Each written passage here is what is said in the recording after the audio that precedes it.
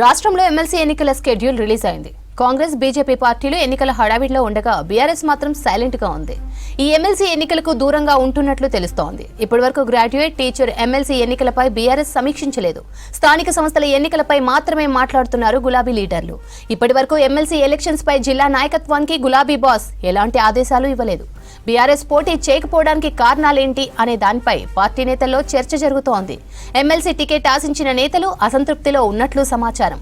ఓటమి భయంతో పోటీకి దూరంగా ఉంటున్నట్లు బీఆర్ఎస్ క్యాడర్లో చర్చ నడుస్తోంది.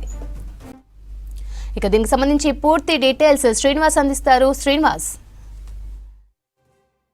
ఎమ్మెల్సీ ఎన్నికలకు బీఆర్ఎస్ దూరంగా ఉండాలని బీఆర్ఎస్ సంబంధించినటువంటి అగ్రనేతలు ఒక ఏకాభిప్రాయానికి వచ్చినట్టుగా తెలిసింది. ఇప్పటివరకు బీఆర్ఎస్ పార్టీలో ఎట్లాంటి యాక్టివిటీస్ అయితే కనపడడం లేదు. ఎందుకంటే ఇప్పటికే షెడ్యూల్ విడుదలైంది. సో మిగతా రాజకీయ పార్టీలు అన్నీ కూడా అట్లనే ఇండిపెండెంట్గా పోటీ చేసినటువంటి అభ్యర్థులు కూడా మొత్తం ప్రచారంలో ఉంటున్నారు. తర్వాత ఓటర్లను కలిసేటువంటి ప్రయత్నం చేస్తున్నారు. కానీ బీఆర్ఎస్లో మాత్రం ఆ కదలిక లేదు. సో మొత్తానికి దూరంగా ఉండాలి అనేటువంటి ఒక నిర్ణయానికైతే వచ్చినట్టుగా తెలిసింది. ఇప్పటివరకు అధికారికంగా ప్రకటించలేదు. కానీ ఈ గ్రాడ్యుయేట్ ఎమ్మెల్సీ ఎన్నికకు అట్లనే మిగతా టీచర్ ఎమ్మెల్సీకి సంబంధించి ఎవరిని బలపరచాలి, ఎవరికి మద్దతు ఇవ్వాలనే దాని మీద కూడా బీఆర్ఎస్లో అయితే క్లారిటీ లేదు. ఇక మనకున్నటువంటి సమాచారం అయితే గ్రాడ్యుయేట్ ఎమ్మెల్సీ ఎన్నికకు దూరంగా ఉండాలని బీఆర్ఎస్ నిర్ణయం తీసుకున్నట్టుగా తెలిసింది. ఇంకొక వైపు 2019లో ఎలక్షన్ జరిగినప్పుడు కూడా అప్పుడు మామిన్ల చంద్రశేఖర్కు బీఆర్ఎస్ ఆయనను బలపరిచింది. అప్పుడు కూడా పోటీ చేయలేదన్నటువంటి విషయాన్ని చెప్తూ వస్తున్నారు.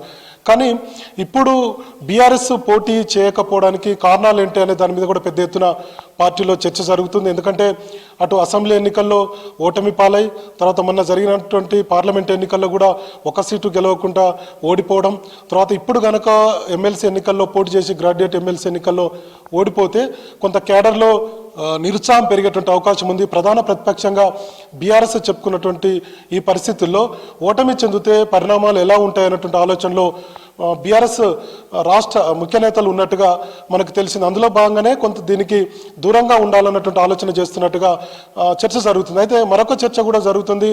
ఎప్పుడైనా ఎలక్షన్ అంటే చావారేవో తేల్చుకోవాల్సినటువంటి రాజకీయ పార్టీలు దూరంగా ఉండడం అనేది కొంత నిరుత్సాహాన్ని కలుగజేస్తుంది. ఎందుకంటే అటు కాంగ్రెస్, ఇంకొక వైపు బీజేపీ త్రిముఖ పోటీ ఉంటుందన్నటువంటి చర్చ జరుగుతున్నప్పుడు ఇట్లాంటి పరిస్థితుల్లో ఒకవైపు కాంగ్రెస్ మీద వ్యతిరేకత పెరుగుతుందని బీఆర్ఎస్ నేతలు పదే చెప్తున్నారు. తమ పార్టీకి సంబంధించినటువంటి నాయకులే చెప్తున్నప్పుడు పోటీకి ఎందుకు దూరంగా ఉంటున్నారు అనేటువంటి చర్చ ఇంకొక వైపు జరుగుతుంది. సో మొత్తానికి బీఆర్ఎస్ అయితే తేల్చుకోలేకపోతుంది.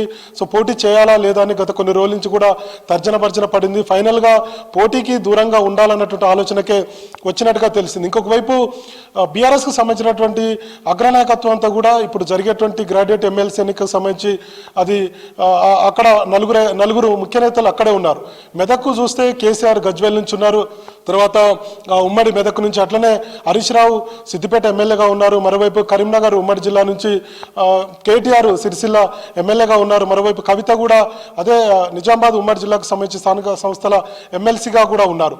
సో నలుగురు ముఖ్య నాయకులు బీఆర్ఎస్ని లీడ్ చేస్తున్నటువంటి నాయకులే ఇప్పుడు జరిగేటువంటి గ్రాడ్యుయేట్ అదేవిధంగా టీచర్ ఎమ్మెల్సీలో వాళ్ళు నాయకత్వంలో ఉన్నారు. కానీ పరిస్థితి చూస్తే మాత్రం పోటీకి దూరంగా ఉండడం పట్ల పార్టీలో అయితే చర్చ జరుగుతుంది. ఇంకొకవైపు టికెట్ ఆశిస్తున్నటువంటి నేతల్లో కూడా కొంత నిరాశ నెలకొన్నది. గత కొన్ని రోజుల నుంచి కూడా తెలంగాణ భవన్కు వస్తూ ఖచ్చితంగా తమకు టికెట్ వస్తుందన్నటువంటి ప్రయత్నాలు చేశారు గ్రాడ్యుయేట్ ఎమ్మెల్సీ ఎన్నికకు సంబంధించి. కానీ బీఆర్ఎస్ నాయకత్వం దీని మీద పెద్ద సీరియస్గా దృష్టి పెట్టలేదు. సో ఎవరికి మద్దతు ఇస్తుందనేది తెలియదు, కానీ ఇండిపెండెంట్లకు ఇస్తుందా ఎవరికి ఇస్తుందో తెలియదు. కానీ మొత్తానికైతే దూరంగా ఉండాలన్నటువంటి నిర్ణయానికి వచ్చింది. ఇట్లాంటి పరిస్థితుల్లో ఇప్పుడు కొంత చావారేవో తేల్చుకోవాల్సినటువంటి పరిస్థితుల్లో అంటే అసెంబ్లీ ఎన్నికల్లో ఓటమి పాలై, తర్వాత పార్లమెంట్ ఎన్నికల్లో కూడా ఒక్క సీటు రాకపోవడం, సో ఇట్లాంటి పరిస్థితుల్లో ఖచ్చితంగా పోటీకి దిగి సో చావరవ తేల్చుకొని తర్వాత కాంగ్రెస్తో అటు బీజేపీ తోటి మేమే ఇక్కడ తెలంగాణ రాష్ట్రంలో ఖచ్చితంగా భవిష్యత్తు ఉంది రాజకీయం అనేటువంటి సంకేతాలు ఇచ్చేటువంటి పరిస్థితుల్లో సైలెంట్గా ఉండడం వెనుక ఖచ్చితంగా బీఆర్ఎస్ భయపడుతుందా, పోటీకి ఎందుకు దూరంగా ఉండాలన్నటువంటి ఆలోచనకు వచ్చింది.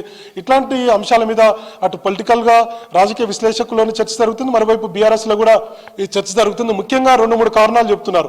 ఒకటి, గ్రాడ్యుయేట్ ఎమ్మెల్సీ ఎన్నికల్లో కనుక పోటీ చేస్తే ఇప్పటికే బీఆర్ఎస్ మీద కొంత వ్యతిరేకత ఉంది యువతలో. సో ఖచ్చితంగా అది రివర్స్గా ఫలితాలు వస్తే కొంత భవిష్యత్తులో పార్టీకి మైనస్ అయ్యేటువంటి అవకాశాలు ఉన్నాయనేది ఒక చర్చ ఉంది. మరోవైపు ఏమో అభ్యర్థులు తమ సొంత ఖర్చుతోటి పోటీ చేయించాలన్నటువంటి ఆలోచన కూడా బీఆర్ఎస్ చేసినట్టుగా పార్టీలో ప్రచారం జరుగుతుంది.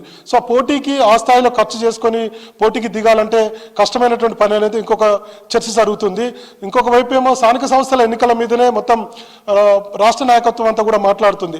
కేటీఆర్ మాట్లాడినా, హరీష్ రావు మాట్లాడినా, కవిత మాట్లాడినా వచ్చేటువంటి స్థానిక సంస్థల ఎన్నికల్లో బీఆర్ఎస్ ఖచ్చితంగా పట్టు సాధిస్తుంది, కాంగ్రెస్ మీద వ్యతిరేకత ఉందనేటువంటి విషయాన్ని చెప్పుకుంటూ వస్తున్నారు తప్ప ఈ ఎమ్మెల్సీ ఎన్నికలకు సంబంధించి, టీచర్ ఎమ్మెల్సీకి సంబంధించి ఎవరికి బలపరచాలనేటువంటి అంశం కానీ, అట్లనే గ్రాడ్యుయేట్ ఎమ్మెల్సీ ఎన్నికకు సంబంధించి పోటీ చేయాలన్నటువంటి విషయం మీద కూడా మొత్తం కూడా సైలెంట్ కావడం పట్ల బీఆర్ఎస్ కేడర్లో, బీఆర్ఎస్ శ్రేణుల్లో కొంత నిరుత్సాహత నెలకొన్నది. మొత్తానికి బీఆర్ఎస్ భయపడుతుందా పోటీ చేసేందుకు అన్నటువంటి చర్చ అయితే పెద్ద ఎత్తున పార్టీలో జరుగుతుంది. ఒకవేళ ఓటమి చెందితే ఖచ్చితంగా దాని ఫలితాలు వచ్చేటువంటి స్థానిక సంస్థల్లో ఉంటాయన్నటువంటి భయంతో బీఆర్ఎస్ వెనకడుగు వేస్తుందన్నట్టుగా చర్చ ఉంది. ఇంకొక వైపు గతంలో కూడా 2019లో మేము పోటీ చేయలేదు, అప్పుడు ఎమ్మెల్సీగా జీవన్ రెడ్డి గెలుపొందారు.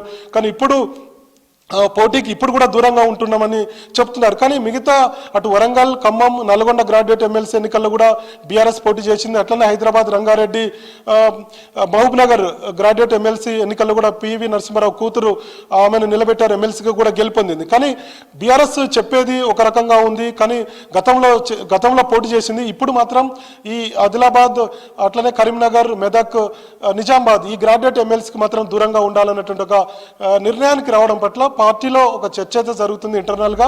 సో దూరంగా ఉండడం కరెక్ట్ కాదనేటువంటి అభిప్రాయానికి చాలా మంది కింది అంటే ముఖ్య నేతలు కాకుండా మిగతా నాయకులు, మాజీ ఎమ్మెల్యేలు కూడా కొంత అసంతృప్తిని వ్యక్తం చేస్తున్నారు. ముఖ్యంగా టికెట్ ఆశిస్తున్నటువంటి నేతల్లో అయితే నిరాశ ఉంది. మరి ఇప్పటివరకు అయితే ఒక క్లారిటీ రాలేదు. మనకున్నటువంటి సమాచారం, పార్టీ శ్రేణుల నుంచి అందుతున్నటువంటి సమాచారం అయితే పోటీకి దూరంగా ఉండాలన్నటువంటి ఆలోచనతోటే బీఆర్ఎస్ వర్గాలు ఉన్నాయి. శ్రవంతి.